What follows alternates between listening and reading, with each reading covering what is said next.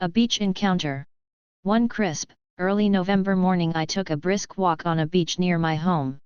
I had just been divorced. I had 2 daughters when I was diagnosed with cancer. Treatment failed but surgery had worked, and I recovered and was given a clean bill of health. Now I was diagnosed with multiple sclerosis and the HMO offered no treatment or hope. My husband wasn't able to cope with all these problems and even beat me once to unconsciousness. God had been my strength and anchor during these ordeals. I knew He was walking with me, that He would never leave or forsake me, and He knew all about my wounds and hurts. It was His that had carried me thus far. In the distance, I spotted a man. His shoulders were shaking, he was sobbing and apparently in great agony.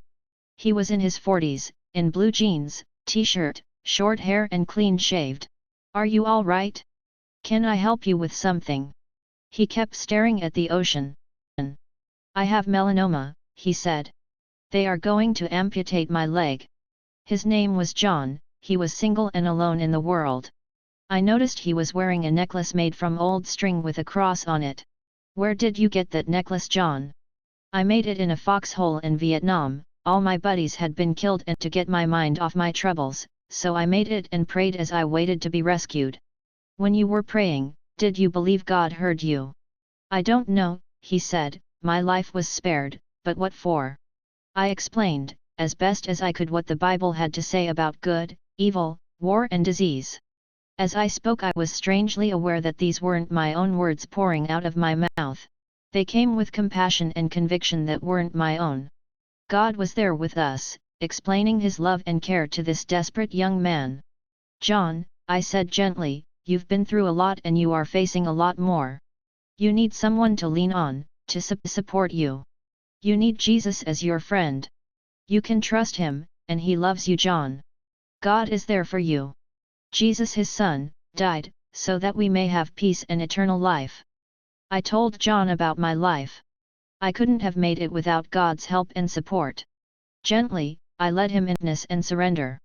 We both wept, but this time John's tears were not tears of sorrow but tears of relief and peace. I was amazed at this transformation and in awe that God had used me in this way.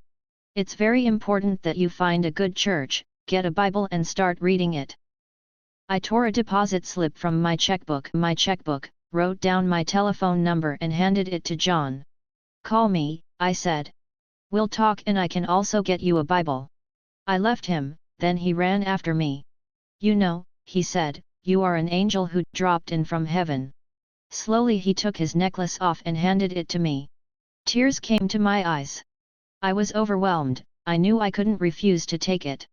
I put it on my lamp at home and prayed that God would keep him safe and in the center of His will. I didn't hear from John again, but in spring an envelope, without a return address, arrived. Inside was a card, my crumpled deposit slip. John went to be with the Lord. 3 years later, I received a mysterious Christmas card. Again without a return address. Inside was a handwritten note that said, "I am eternally grateful for my son's eternal life. I'm John's mother, and now I attend his church." Our woman with the hemorrhage had faith in God. Mia had the same kind of faith and she didn't keep it to herself, she passed it on to John. John then passed it on to his mother. Who did the mother pass it on to? Was it you?